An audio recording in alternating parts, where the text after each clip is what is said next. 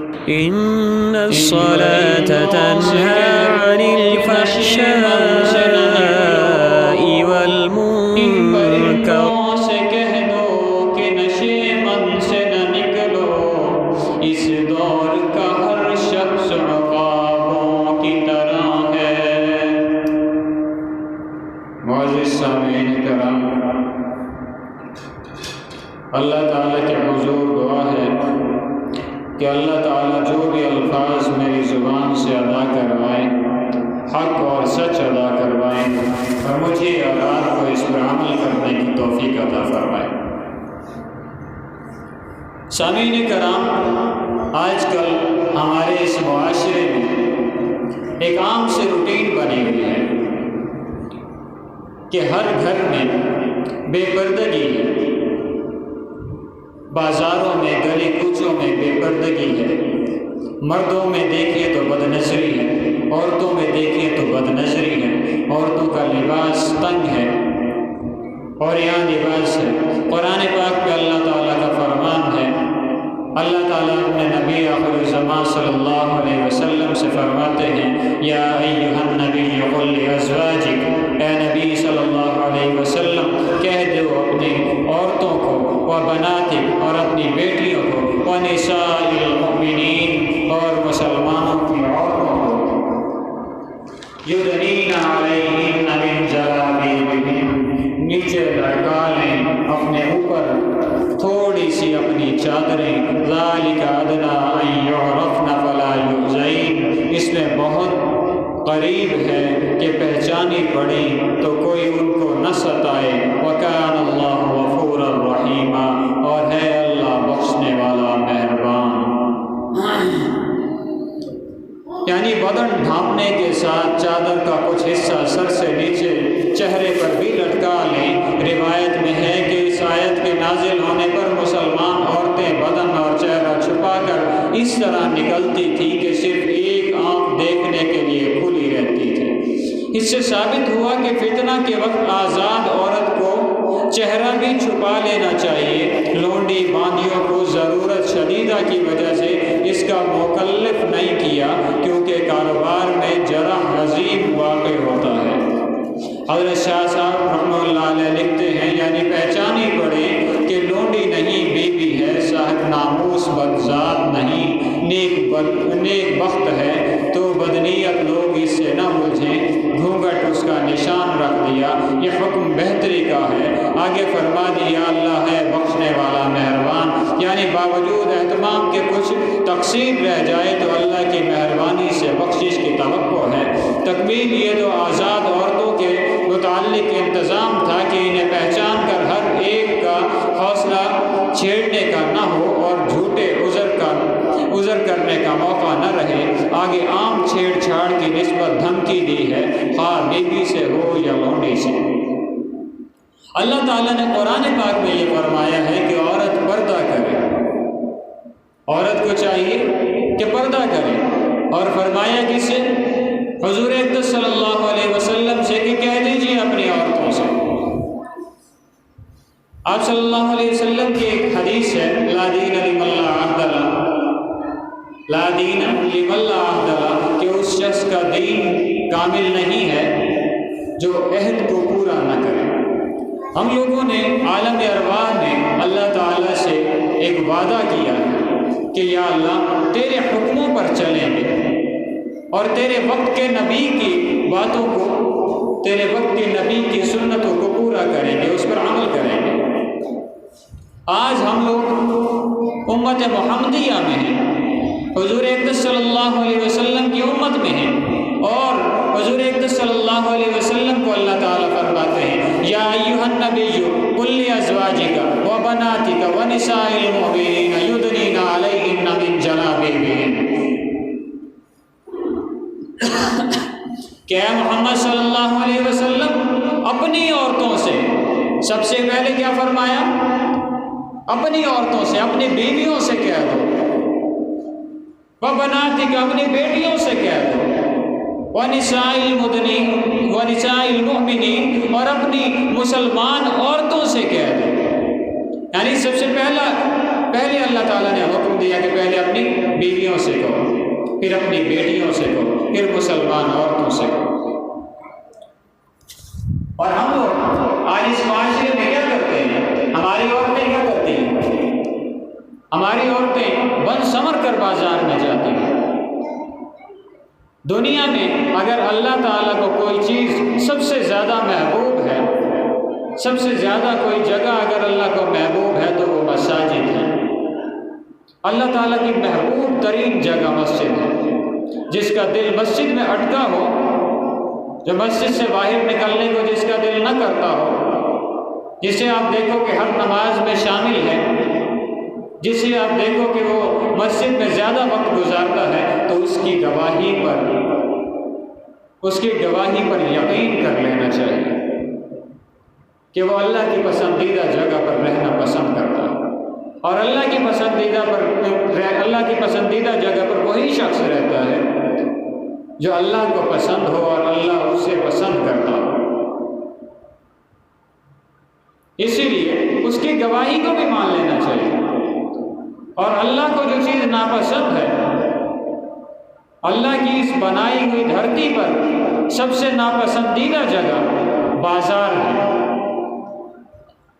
اگر ہم لوگ اپنی عورتوں سے یہ کہہ دیں نا کہ بن سنور کر باہر نہ نکلو، تو آگے سے جواب ملتا ہے کہ پردہ تو دلوں کا ہوتا ہے، چہروں کا تو نہیں ہوتا۔ اور اگر میں بن سنور کر اچھا سوٹ پہن کر اور میک اپ کر کے میں گھر سے باہر نہ نکلوں، گھر میں ہی رہوں، تو پھر یہ میک اپ کرنے کا فائدہ، یہ خوبصورت لباس پہننے کا فائدہ؟ یعنی وہ میک اپ کرتی ہی باہر والے کے لیے ہے، اچھا لباس بھی باہر والے کے لیے پہنتی ہے۔ جبکہ قرآن کہتا ہے، یہ میرے الفاظ نہیں، قرآن کے الفاظ ہیں۔ قرآن کہتا ہے کہ یا ایھا النبی قل لازواجک، کہ اے نبی صلی اللہ علیہ وسلم، اے میرے محبوب، اپنی بیویوں سے کہو، اپنی بیویوں سے کہو، وبناتک، اپنی بیٹیوں سے کہو، ونساء المؤمنین، پہلے اپنی بیوی کا حکم دیا کہ پہلے اپنے گھر میں اپنی بیوی سے کہو، اس کے بعد اپنی بیٹی سے کہو، اس کے بعد گھر سے باہر مسلمان عورتوں کے ذمہ لگاؤ۔ کیوں؟ حکم یہ ہے کہ اگر کسی کو کوئی نصیحت کرنی ہو تو سب سے پہلے اس پر خود عمل کیا جائے۔ جب خود عمل کرو گے تب آگے نصیحت کرو گے تو اس پر عمل کیا جائے گا۔ اگر خود عمل نہیں کرتے، میں نماز نہیں پڑھتا، روزہ نہیں رکھتا، کوئی نیک عمل نہیں کرتا، دوسرے کو کہتا ہوں یار تو نماز پڑھا کر، بہت اچھا کام ہے، مسلمانوں کا طریقہ ہے، مسلمان اور کافر میں فرق پیدا کرتا ہے، اور میرا مد مقابل میرا احترام کرتا ہے، اور کچھ بھی نہیں کرتا نا، تو دل میں سوچے گا یہ خود تو پڑھتا ہے نہیں اور مجھ پہ فتویٰ جھاڑتا رہتا ہے۔ میں کہتا ہوں کہ روزہ رکھا کر، مسلمانوں کے پاس سال میں ایک دفعہ یہ مہمان کی طرح مہینہ آتا ہے، اس میں بخشش کروا لینی چاہیے۔ وہ شخص یہی سوچے گا کہ خود تو رکھتا نہیں ہے اور مجھ پر مسلط رہتا ہے، آہستہ آہستہ کیا ہوگا، وہ مجھ سے باغی ہو جائے گا۔ اسی لیے حکم کیا ہے؟ بتایا کیا کہ پہلے اپنی بیویوں سے کہو اور اس کے بعد اپنی بیٹیوں سے کہو۔ اپنی بیویوں سے پہلا حکم کیوں؟ اس وجہ سے کہ مرد حاکم سب سے پہلے اپنی بیوی پر ہے، اس بیوی میں سے اولاد پیدا ہوئی، اس کے بعد بیٹی پر حاکم بنا۔ اب جب بیٹی پر حاکم بنا، پہلے بیوی کو حکم دے گا، اس کے بعد بیٹی کو حکم دے گا۔ جب بیٹی کو حکم دے دیا، اس کے بعد اپنے آباء و اجداد میں حکم دے گا کہ میں نے یہ کام کر لیا، میں نے یہ طرز اپنا لیا، اب تم بھی اپنا لو۔ پھر ہم لوگ کہتے ہیں کہ معاشرتی جو معاملہ ہے، جو حقوق العباد ہیں، اسے کس طریقے سے ادا کریں گے؟ حقوق العباد کیا ہے؟ کسی کی دل آزاری نہیں ہونی چاہیے، کسی کی دل آزاری نہیں ہونی چاہیے۔ ایک مرتبہ حضرت عمر فاروق رضی اللہ تعالیٰ عنہ نے حضور اقدس صلی اللہ علیہ وسلم سے فرمایا کہ یا رسول اللہ صلی اللہ علیہ وسلم، مجھے اپنی جان کے علاوہ ہر چیز سے آپ زیادہ محبوب ہیں۔ تو آپ صلی اللہ علیہ وسلم نے فرمایا کہ عمر، اس شخص کا ایمان تب تک کامل نہیں جب تک اپنی جان سے بھی زیادہ مجھ سے محبت نہ کرتا، جب تک اپنی جان سے بھی زیادہ، اپنے مال سے زیادہ، اپنے آباء و اجداد سے زیادہ، اپنے ماں باپ سے زیادہ، اپنی اولاد سے زیادہ، اپنے کاروبار سے زیادہ مجھ سے محبت نہ کرتا ہو، تب تک اس کا ایمان کامل نہیں ہے، وہ مکمل ایمان نہیں ہے اس کا۔ حضرت عمر رضی اللہ تعالیٰ عنہ فرماتے ہیں کہ یا رسول اللہ صلی اللہ علیہ وسلم، اب میرا ایمان، اب میری محبت اپنی جان سے بھی زیادہ ہے آپ سے۔ یعنی کہ یہ حکم اس وجہ سے آیا کہ حضور اقدس صلی اللہ علیہ وسلم کا جہاں پہ حکم آ گیا وہاں پہ ماں باپ کی نہیں مان سکتے، وہاں پہ اپنے مال کی نہیں مان سکتے، اولاد کی نہیں مان سکتے، آباء و اجداد کی نہیں مان سکتے، حقوق العباد ختم ہو جاتے ہیں۔ کیوں؟ میرے نبی کا حکم آ جاتا ہے۔ ہمارا پردہ کن لوگوں سے جائز نہیں ہے؟ پھپھو بالکل پاک رشتہ ہے، اس سے پردہ نہیں ہے۔ خالہ پردہ نہیں ہے۔ رضائی ماں جس کا دودھ پیا پردہ نہیں ہے۔ بہن پردہ نہیں ہے۔ بھانجی پردہ نہیں ہے۔ بھتیجی پردہ نہیں ہے۔ والدہ اس سے تو پردہ ہے ہی نہیں۔ پھپھو زاد بیٹی اس سے پردہ ہے، مومانی اس سے پردہ ہے، خالہ زاد بیٹی اس سے پردہ ہے، ماموں زاد بیٹی اس سے پردہ ہے، اور ہم لوگ اس چیز کو کچھ سمجھتے ہی نہیں۔ بڑے خوش ہو کے کہتے ہیں کہ خالہ زاد بیٹی ہے، کوئی اور تو نہیں ہے۔ بھائی جس لڑکی سے تیرا نکاح ہو سکتا ہے اس سے تیرا پردہ ہے۔ اور خاص طور پہ بھابھی اور دیور کا قرآن پاک نے بھابھی اور دیور کو موت کے مترادف قرار دیا۔ ایک ہی گھر میں بھائی اور بھائی کی بیوی دونوں موجود ہیں، اس وجہ سے موت قرار دیا ہے کہ آپ کا بھائی بھی وہیں موجود ہے، آپ کی بیوی بھی وہیں موجود ہے، ان کا آپس میں نکاح ہو سکتا ہے۔ فرض کریں بھائی نے طلاق دے دی، دوسرا بھائی نکاح کر سکتا ہے، یا جس کے ساتھ نکاح ہے اس کا انتقال ہو گیا، جو دوسرا بھائی ہے وہ نکاح کر سکتا ہے، تو کیا ہے؟ پردہ ہے۔ سب سے پہلے اسلام نے پردے کا حکم ہی اپنوں سے دیا ہے۔ جب اپنوں سے پردہ ہے تو باہر والوں سے تو خود بخود پردہ ہے۔ ہم کرتے کیا ہیں؟ اپنا حسن دکھانے کے لیے باہر نکلتے ہیں، اور کون سا حسن؟ وہ حسن جو ہے ہی فانی۔ قرآن پاک کہتا ہے، میں کہتا ہوں کہ میرا حسن و جمال دنیا کو دکھانے کے لیے میں آگے بڑھتا ہوں۔ قرآن مجھے کہتا ہے کہ نہیں، کل من علیہا فان، سب کچھ فنا ہو جائے گا۔ کیا تو دیکھتا نہیں کہ ایک بچپن میں ایک خوبصورت سا چھوٹا سا بچہ، اس کا بچپن بڑا ہی خوبصورت، پھر قرآن نے کیا کہا؟ کل من علیہا فان، کہ تیرا بچپن فنا ہو جائے گا۔ لڑکپن آ گیا، ایک خوبصورت لڑکپن جس میں جوانی نے جوش مارا، پھر قرآن نے کہا نہیں، کل من علیہا فان، تیرا لڑکپن بھی ختم ہو جائے گا، پھر جوانی آئے گی، تیری شادی ہو جائے گی، تو جوان ہو جائے گا۔ پھر میں بڑا خوش ہوتا ہوں، آج میری جوانی جوش مارتی ہے، میں ہر ایک سے ٹکر لینے کو تیار ہوں۔ قرآن کہتا ہے کہ نہیں، اتنا جوش نہ دکھا۔ قرآن کہتا ہے کل من علیہا فان، کل من علیہا فان، آج تو جوان ہے، لیکن قرآن کیا کہتا ہے؟ میں کہتا ہوں کل من علیہا فان، تیری جوانی بھی ختم ہو گئی، بڑھاپا آ گیا، تیرا ماس اکٹھا ہونے لگ گیا، تیرے چہرے کی وہ جو خوبصورتی تھی وہ بگڑنے لگ گئی، تیرے چہرے کا ماس اکٹھا ہونے لگ گیا، تیری آنکھیں اندر دھنسنے لگ گئی۔ تیرے بال جو بالکل کالے تھے سفیدی میں بدلنے لگ گئے۔ کالے بال تھے جس پر اتراتا تھا، بڑے ہی گاڑے بال اور بڑے ہی خوبصورت ریشم کی طرح بال، لیکن قرآن پاک نے کیا کہا؟ کل من علیہا فان، کہ سب کچھ ختم ہو جائے گا، کچھ بھی نہیں بچے گا، آج تو بوڑھا ہو گیا۔ پھر قرآن نے کیا کہا؟ کل من علیہا فان، اب بڑھاپے کے بعد بھی تو نے نہیں رہنا، بڑھاپے کے بعد بھی تو نے نہیں رہنا۔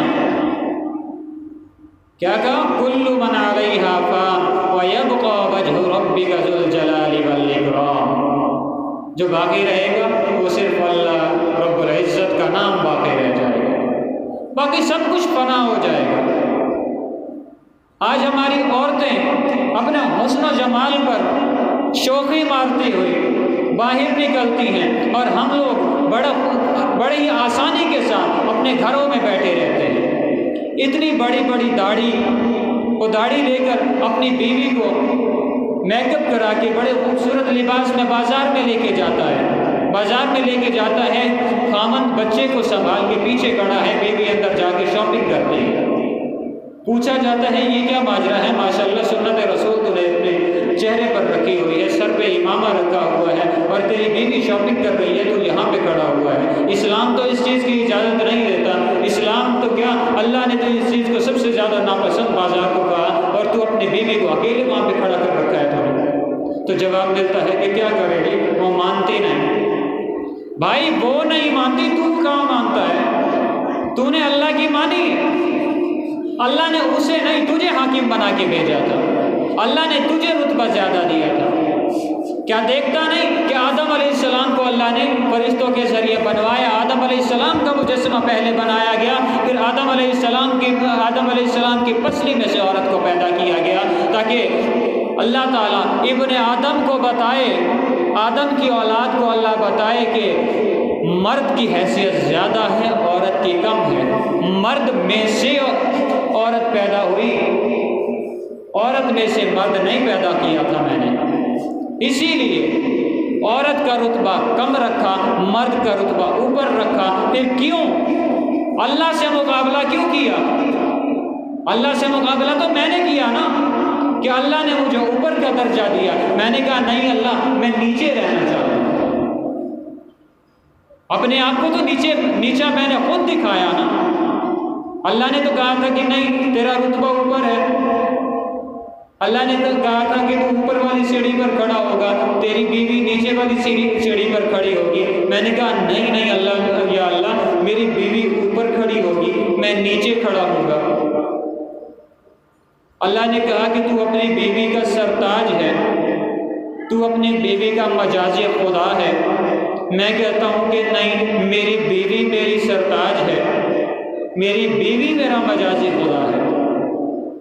انا للہ و انا الیہ راجعون، یعنی میرا اللہ غلط بتاتا ہے مجھے، اور نعوذ باللہ میں صحیح،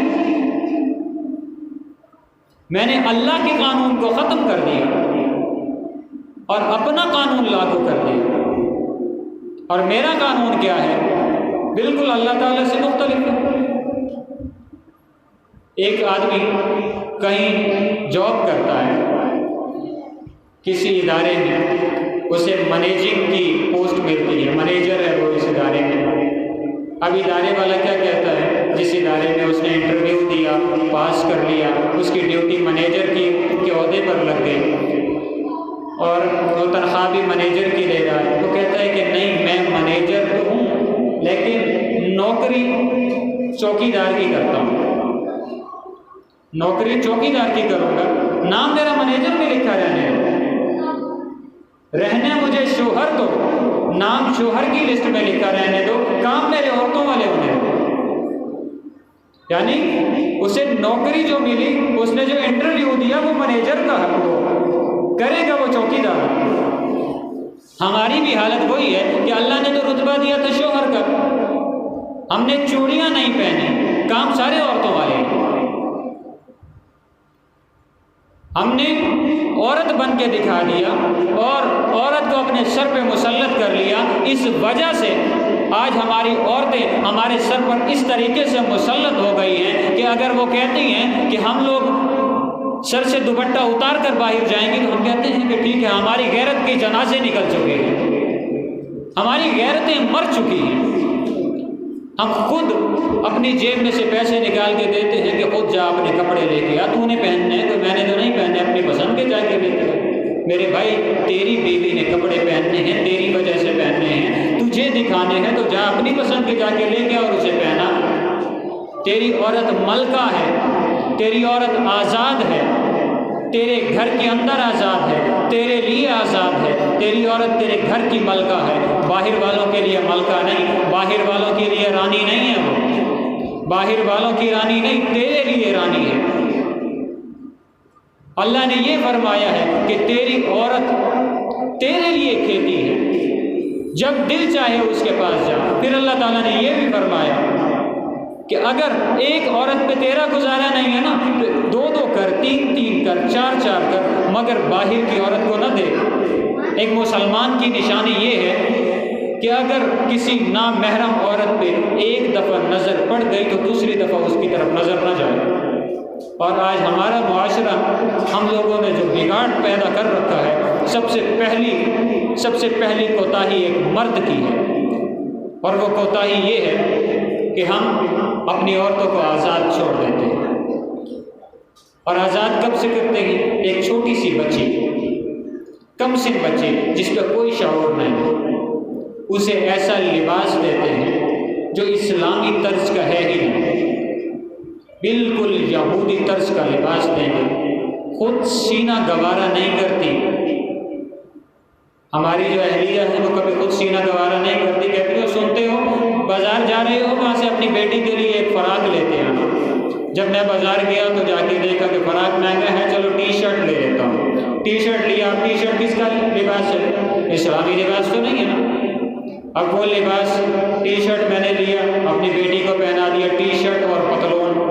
سب سے پہلا لباس میں نے یہ پہنایا، دوسرا وہی پہنایا، تیسرا وہی پہنایا۔ بچی 7 سال کی ہوئی، 10 کی ہوئی، 15 کی ہوئی، 20 کی ہوئی، پہن کیا رہی ہے؟ انگریزی لباس۔ اب اسے کہتا ہوں کہ اسلامی لباس پہن، سوال ہی پیدا نہیں ہوتا کہ وہ آپ کا اسلامی لباس پہنے۔ اسے میں کہتا ہوں، چھوٹی سی بچی ہے، اسے میں کہتا ہوں کارٹون دیکھ، بسم اللہ نہ پڑھنا۔ بچی روتی ہے اگر بسم اللہ پڑھاتا ہوں، چلو کارٹون پہ خوش ہوتی ہے، کارٹون دکھا دو۔ بچی لا الہ الا اللہ پڑھنے پہ روتی ہے، ABC پڑھا دو۔ بچی قرآن پاک پڑھنے پہ روتی ہے، چلو اسے انگریزی پڑھا دیتے ہیں۔ ہماری بچی ذہین ہے، اسے قرآن پاک نہیں پڑھاتے، اسے سکول میں داخل کر دیتے ہیں۔ اور پھر ہماری بچی اسلام کا تو کوئی طرز اپناتی ہی نہیں، نماز کی طرف جاتی نہیں، قرآن کی طرف جاتی نہیں۔ پتہ نہیں ہماری بچی کو پہ کسی نے پھول تعویذ کر دیے ہیں، گنڈے کر دیے ہیں، کیا کر دیا ہے۔ ہماری بچی تو ہماری سن ہی نہیں رہی۔ ہم کہتے ہیں قرآن اٹھا، وہ کہتی ہے کہ نہیں، یہ کوئی طریقہ ہے؟ میری بچی مجھ سے باغی ہوتی جا رہی۔ بھائی تیری بچی باغی کیوں نہ ہو؟ بچپن سے لے کے اب تک تو نے اسے یہودیوں والے سارے نظام دکھائے، بچپن سے لے کے اب تک تو نے اسے عیسائیوں والا طرز عمل دیا، بچپن سے لے کے اب تک جو تجھے یہودیوں نے دیا وہ نے اسے دیا۔ اب تک تو نے اسے اسلام کا کوئی طرز دکھایا تک نہیں، اسے اسلام کی کوئی ایک قصہ تک نہیں سنایا، اسے آپ صلی اللہ علیہ وسلم کی ایک حدیث نہیں سنائی، اسے قرآن کی ایک آیت سنانا گوارا نہیں کرتا، اسے صحابہ کرام رضوان اللہ تعالیٰ علیہ مجمعین کا ایک قصہ نہیں سناتا، اسے صحابیات کے واقعات نہیں سناتا، اسے یہ نہیں بتاتا کہ آپ صلی اللہ علیہ وسلم کی ازواج مطہرات کیسی تھی، اسے یہ نہیں بتاتا کہ آپ صلی اللہ علیہ وسلم کی بیٹیاں کیسی تھی، اسے یہ نہیں بتاتا کہ صحابہ کرام رضوان اللہ تعالیٰ علیہ مجمعین کی بیویاں کیسی تھی، بیٹیاں کیسی تھی، بہنیں کیسی تھی۔ پھر یہ کیوں تو سوچتا ہے کہ میری بیٹی اسلام کے مطابق زندگی کیوں نہیں گزارتی؟ اسلام کے مطابق تو زندگی تب گزارے نا جب تو اسے اسلامی طرز کے مطابق اس کی زندگی کو گزارنا سکھائے۔ ہمیشہ آپ کا بچہ اسلامی طرز کے مطابق تب زندگی گزارے گا جب اس کی پیدائش سے ہی اس کے دل و دماغ پر اسلام کو مسلط کیا جائے گا۔ ہم کیا کرتے، بچہ رو رہا ہے، ساتھ کوئی گانا چلا کے رکھ دیتے ہیں، چلو گانا سنے گا ہمارا سر نہیں کھائے گا۔ گانا سنتا رہے گا، ہم کام کر لیں گے، کچن میں کام ہو جائے گا، جھاڑو پوچھا ہو جائے گا، ہمیں تنگ نہیں کرے گا، گانا سنتا رہے گا۔ تھوڑا بڑا ہوا، کارٹون لگا کے دے رہی ہے، یہ کارٹون دیکھ لے گا اور میرا کام ہو جائے گا۔ اب اس سے تھوڑا بڑا ہوا، فلمیں چلا کے دے دی، یار بتاؤ اللہ کا واسطہ ہے ان چیزوں سے نکالو اگر اسلام اپنانا چاہتے ہیں۔ پھر ہم جب مسجد میں لے کے آتے ہیں نا، وہ مسجد سے باہر بھاگتا ہے، ہم اسے اندر بلاتے ہیں، وہ باہر بھاگتا ہے۔ خدا را اس چیز سے اپنے بچوں کو نکالو، اپنی بیویوں کی اس قسم کی تربیت کرو کہ وہ آپ کے بچے کی تربیت اسلام کے مطابق کریں۔ ایک اسلام کی تعلیم والی عورت آپ کی 40 نسلوں کو اسلام کے مطابق پال سکتی ہے، اور ایک اسلام سے جاہل قسم کی عورت آپ کی 40 نسلوں کو جہنم کی طرف لے کے جا سکتی ہے۔ اللہ تعالیٰ مجھے اور آپ کو اسلام کے مطابق زندگی گزارنے والا بنائے۔